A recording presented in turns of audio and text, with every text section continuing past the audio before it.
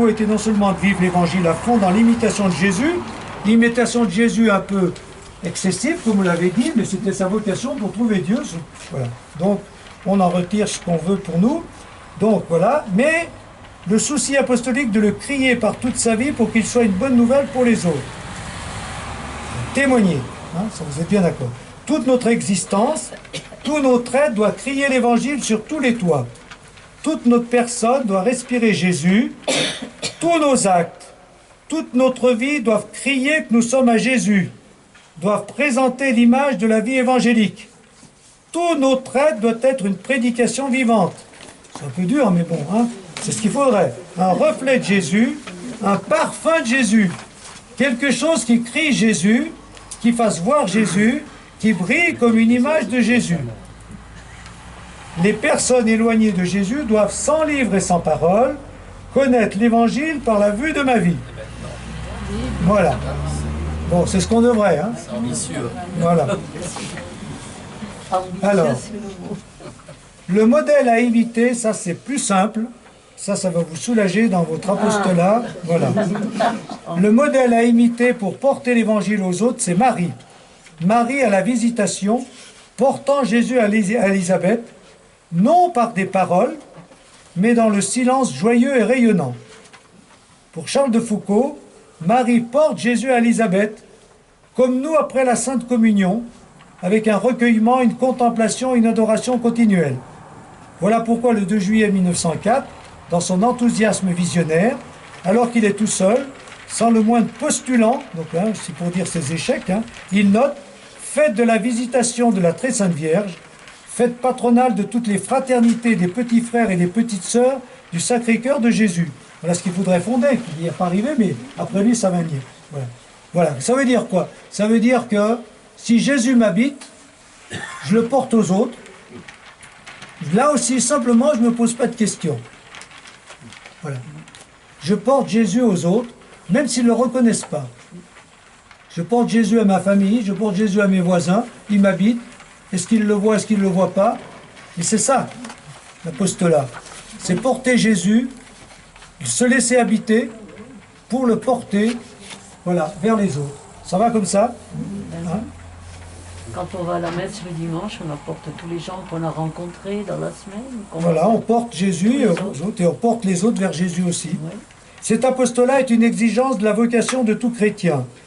Je sais très bien à quoi Dieu appelle tous les chrétiens, hommes et femmes, prêtres et laïcs, célibataires et mariés, à être apôtres. Apôtres par l'exemple, par la bonté, par le contact bienfaisant. Hein, contact familier, comme on rejoint tout à l'heure. Tout chrétien doit être apôtre.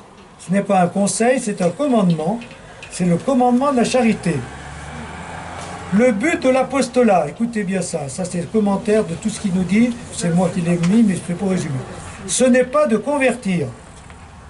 Charles de Foucault savait que c'était impossible de convertir les musulmans, mais de porter Jésus à tous en le portant en soi comme Marie à la visitation. S'il n'est pas reconnu, tant pis. L'essentiel n'est pas de faire qu'il y ait plus de chrétiens, mais plus d'hommes qui font la volonté de Dieu. L'évangélisation directe étant impossible. Ça, déjà, c'est mieux. C'est beau. Là, il manque comme... Mais... Voilà. Voilà ce que je veux dire. Voilà, ça veut dire que, par exemple... Ça, hein, c'est debout, ça. donc, qu'est-ce que je peux faire pour mon entourage, hein? J'entends souvent, même dans les familles, ils ne sont pas chrétiens, ils ne veulent pas reconnaître Dieu, ils ne vont plus à l'église, etc. Qu'est-ce qu'il faut faire? Parler, bon, de temps en temps, mais si ça agace, il vaut mieux se taire. Donc, mais ça empêche que je porte Jésus. Oui. Là, ils le reconnaissent ou ne le reconnaissent pas. Comme Marie à la visitation, il m'habite, je porte. Je leur porte. Puis en essayant de vivre, d'imiter Jésus, en plus forte raison, si j'imite Jésus, comme on a dit, ben, je le porte de tant mieux. Bon, ils ne le reconnaissent pas, ils ne le reconnaissent pas. Voilà. Et puis, plutôt que de vouloir les convertir, ce qui est bien, c'est les aider à faire la volonté de Dieu. Voilà. C'est-à-dire, ils ont des projets, ils ont des valeurs, ils ont des choses. Comment faire en sorte que, eh bien, eux-mêmes fassent mieux ce qu'ils ont à faire, la volonté de Dieu.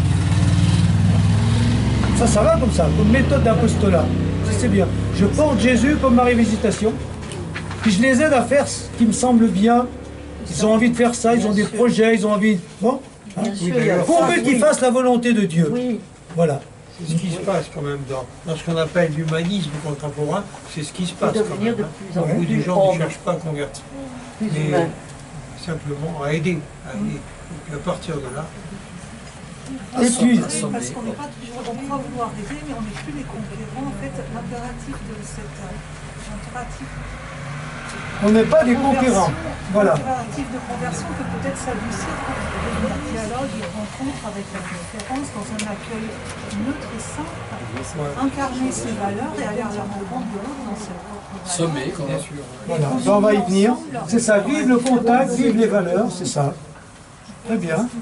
Charles de Foucault propose l'évangélisation de Jésus avant sa vie publique et sa prédication directe. Donc l'évangélisation de la vie cachée qu'il définit. Je n'en suis même pas à semer, je prépare la terre, d'autres sèmeront, d'autres moissonneront. Dieu sait quand, peut-être dans des siècles. Bien sûr, il y avait... Donc, voilà, Ils seraient heureux aujourd'hui. il serait heureux aujourd'hui, oui, Nous oui. sommes dans l'évolution. Même Voilà. à propos des musulmans, hein, quand même c'est heureux de voir qu'il y a eu à peu près 300 musulmans qui, cette année à Pâques, ont demandé le baptême catholique. Et attention, le baptême catholique, c'est quand même une partie des gens qui sont baptisés. Ensuite, il y a tous les protestants. Ensuite, il y a les témoins de Jéhovah qui croient quand même en Jésus, quand même, et tant d'autres. Donc finalement, aujourd'hui, la prédiction de Charles de Foucault se réalise un siècle après. Oui, mais en même temps, ce qu'il dit, c'est dire que voilà, moi, tant mieux si on arrive à parler de Jésus, tant mieux si on arrive à entraîner vers l'Église, hein, mais même si on n'y arrive pas, Oui, ben, donc je porte Jésus quand même, mais bien voilà, et en plus, je peux quand même, la vraie question, est-ce qu'ils font la volonté de Dieu, ceux vers qui je Je vais? crois que c'est Voilà. ça. Et ça, je peux les aider à faire la volonté de Dieu, même s'ils ne le reconnaissent pas. Parce que moi, par exemple, dans les valeurs qu'ils vivent, je peux reconnaître Dieu et les encourager à être charitable, à être généreux, à respecter la nature, à être solidaire, à vivre dans la droiture, ou à faire des efforts, à vivre, voilà. Ben, c'est ça. C'est ça. Moi, je suis Bien sûr, d'accord. ouais. C'est ce qu'on appelle l'humanisme.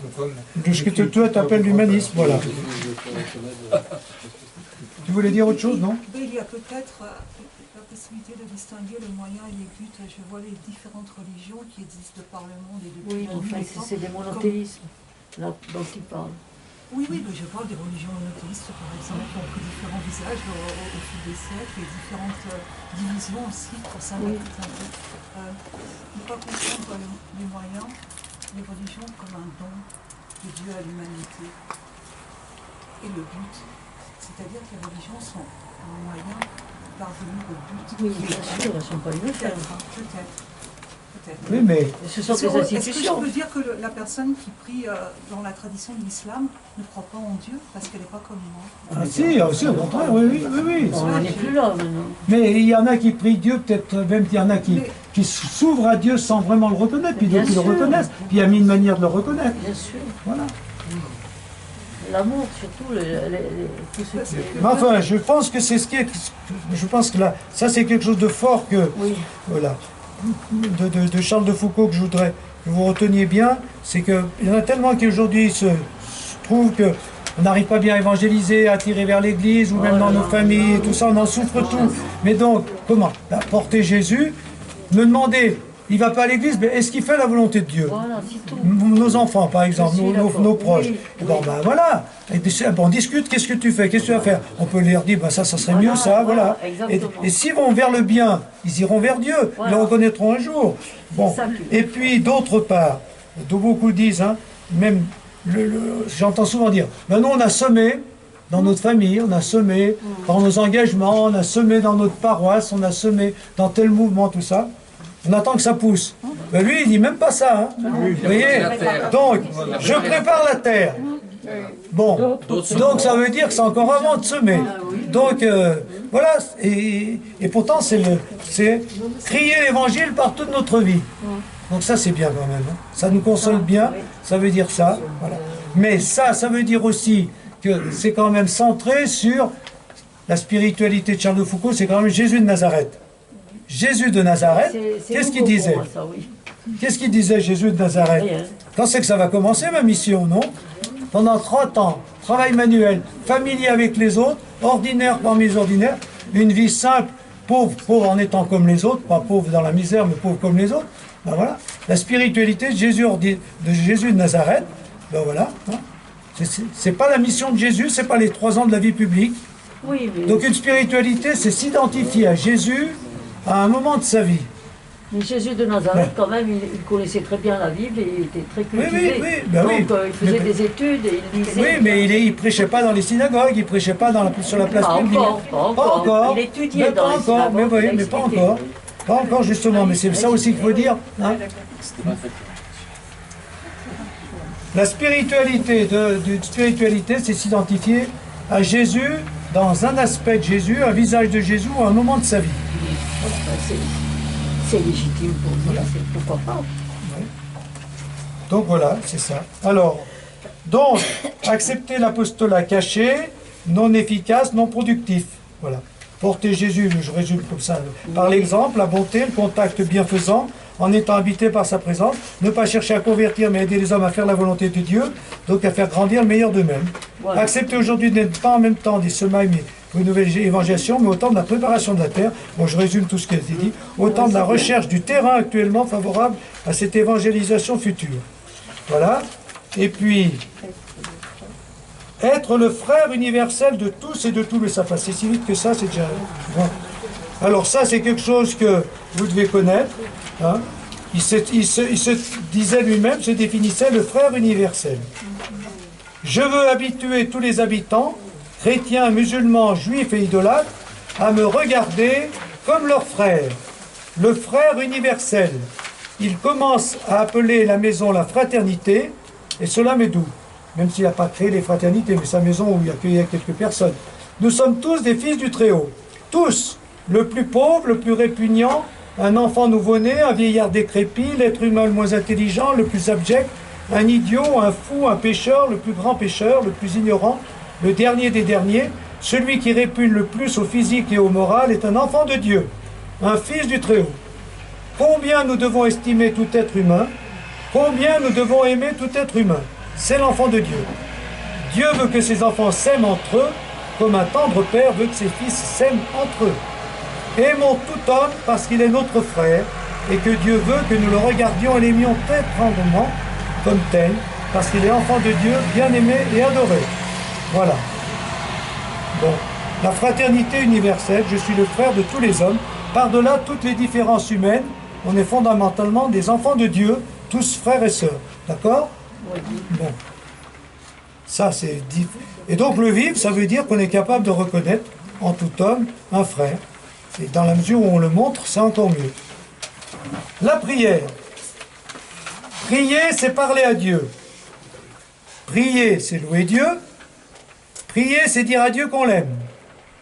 Prier, c'est contempler Dieu. Voilà toutes les formes de prière. Hein. C'est tout simple. Hein. Prier, c'est demander pardon à Dieu. Prier, c'est appeler Dieu à notre secours. Prier, c'est demander à Dieu pour nous et pour tous les hommes la sainteté et le salut. Voilà. En une phrase, il y a presque toutes les formes de prière. Hein? Écoutez, on pourra ajouter. Voilà. Or, l'amour a pour effet nécessaire de dire qu'on aime et de le répéter sous toutes les formes. De louer ce qu'on aime sans fin et sans mesure. Donc la prière est inséparable de l'amour, au point que nos prières seront en quelque sorte la mesure de notre amour. Nous sommes sensibles, passibles, ne nous raidissons pas contre les douleurs. Dans nos prières, ne cachons pas à Dieu nos souffrances.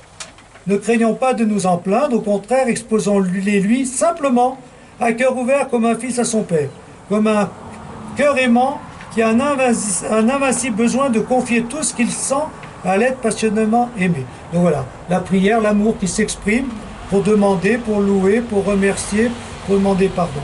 Donc laissez crier le cœur, le laisser demander à Dieu avec une simplicité d'enfant ce qu'il désire, pour soi ou pour le prochain. Et on le fait suivre toujours de ce mot, non pas ma volonté, mais la tienne. Voilà. Donc ça va, hein? Donc toujours dire ce qu'on a à dire à Dieu, mais toujours à la fin, non pas ma volonté, mais la tienne. L'autre manière de prier, c'est de dire simplement le mot de la fin, mon Père, que ta volonté se fasse en ceci, quelle qu'elle soit. Jésus nous donne l'exemple de la prière à Gethsémani. Il donne l'exemple de la seconde dans le pater. Hein. Que ta volonté soit faite, ou non pas ma volonté, mais la tienne. Voilà. Donc, voilà. Charles de Foucault énumère toutes les formes de prière, louer, contempler, demander pardon, demander, mais voit dans la prière une expression d'amour et la mesure de notre amour. Plus on aime, plus on parle à celui qu'on aime, plus on prie. Expression d'amour, la prière doit être cri d'amour, cri du cœur, cœur ouvert, mais toujours disponible à la volonté de Dieu. L'état d'esprit nécessaire à la prière, c'est une totale confiance. Voilà. Bon, ça, vous êtes d'accord? Pas de réaction, hein? Enfin si, j'ai oublié de dire ça parce que c'est le gros problème de la prière. Surtout que dimanche, on a demandé, vous recevrez, frappez, on vous ouvrira. Alors, croyons que Dieu nous accorde tout ce que nous lui demandons, avec foi. Il nous l'accordera parce qu'il est infiniment bon et tout-puissant. Il nous l'accordera soit en nous donnant la chose demandée, soit en nous en donnant une meilleure. S'il nous fait attendre, si nous recevons tard ou jamais, soyons sûrs que l'attente est ce qui nous est de meilleur. C'est clair. Ah ouais, ça c'est bien. Alors, Pas Dieu ne nous accorde pas ce qu'on demande, mais mieux. Il sait mieux ce dont on a besoin. Donc voilà, on peut demander ça, mais que ta volonté soit faite. Et il nous donnera ce qu'il nous faut pour vivre et surtout pour être fidèle à sa volonté. Voilà. Ça sort bien, c'est Et s'il faut du temps, ben on attend. Et surtout maintenant les gens sont tellement pressés. Ben, on est tous pressés. Hein. Non, on est quand même tous pressés que... Bah oui, on peut demander la pluie, alors on peut encore l'attendre. Hein. Mais là, je veux dire que l'Église, après tous les problèmes, que l'Église se renouvelle, que l'Église reparte sur de bonnes bases, c'est long, hein, que la nouvelle évangélisation et tout ça, ben oui, mais bon, c'est quand même un peu long, hein. Et pourquoi si peu de vocation, pourquoi ci, pourquoi là? Bon, je reviens constamment là-dessus, mais oui, mais on prie quand même, puis on verra bien. On oublie que le monde va bien. Que si vous allez à Noï, même à Pékin, eh ben, vous trouvez des églises remplies. On oublie que le monde va bien. Oui, mais il pourrait aller mieux. Oui. Voilà. C'est quand même une bonne manière de s'en sortir. Hein. Pas tous les gens qui me disent. Donc je prie et j'ai pas de. L'attente c'est la meilleure chose. C'est un peu facile à dire ça. Oui, mais j'ai été dimanche, il y aura la phrase, vous verrez l'évangile. Voilà. Priez, c'est demandez, vous recevrez, frappez, on vous ouvrira, cherchez, vous trouverez. Et des fois, il faut attendre longtemps. Cherchez. Oui, c'est ça, c'est dans le temps. Oui, mais il faut y croire quand même. Faut pas Le problème, si on n'y croit pas, voilà. Faut pas prier que pour demander, il faut prier pour remercier. Prier pour remercier. Mais il y a les deux, on peut prier pour demander, pour remercier, pour louer. Il faut créer toutes les formes de prière. Voilà. De toute façon, le temps de Dieu, c'est pas le temps des hommes. Voilà. On attend à notre niveau, on veut quelque chose, mais Dieu, ben, il prend son temps.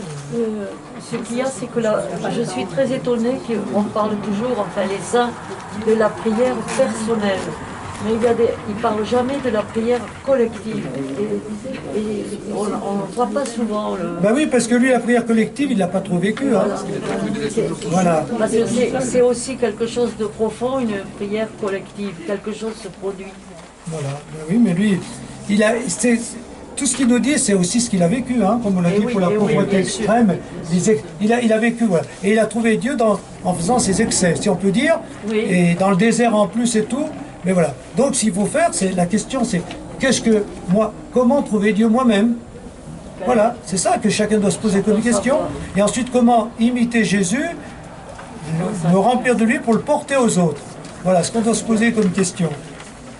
Enfin, on termine par le sommet de la prière, la fameuse prière d'abandon, hein, que vous connaissez, qu'on chantera tout à l'heure. Et ça résume bien toute sa spiritualité, hein, s'adapter à l'imprévu. La vie, on ne fait pas forcément ce qu'on veut, mais l'essentiel, c'est de faire la volonté de Dieu. Hein, voilà. Et donc, la prière d'abandon de Jésus entre les mains de son Père, il part de la prière de Jésus sur la croix. Mon Père, je remets mon esprit entre tes mains, et il la développe avec cette prière que vous avez. On peut peut-être lire ensemble. Hein. Mon Père, je me remets entre tes mains. Mon Père, je me confie à toi. Mon Père, je m'abandonne à toi. Mon Père, fais de moi ce qu'il te plaira. Quoi que tu fasses de moi, je te remercie. Merci de tout. Je suis prêt à tout. J'accepte tout, je te remercie de tout. Pourvu que ta volonté se fasse en moi, mon Dieu, pourvu que ta volonté se fasse en toutes tes créatures, en tous tes enfants, en tous ceux que ton cœur aime. Je ne désire rien d'autre, mon Dieu. Je remets mon âme entre tes mains, je te la donne, mon Dieu, avec tout l'amour de mon cœur, parce que je t'aime, et que ce m'est un besoin d'amour de me donner, de me remettre entre tes mains sans mesure. Je me remets entre tes mains avec une infinie confiance, car tu es mon Père. Voilà. Et bien c'est terminé parce que le sommet de, comme beaucoup dans l'Église on voit souvent, hein, le sommet de l'imitation de Jésus, c'est limité même dans le martyr. Lui va être, voilà.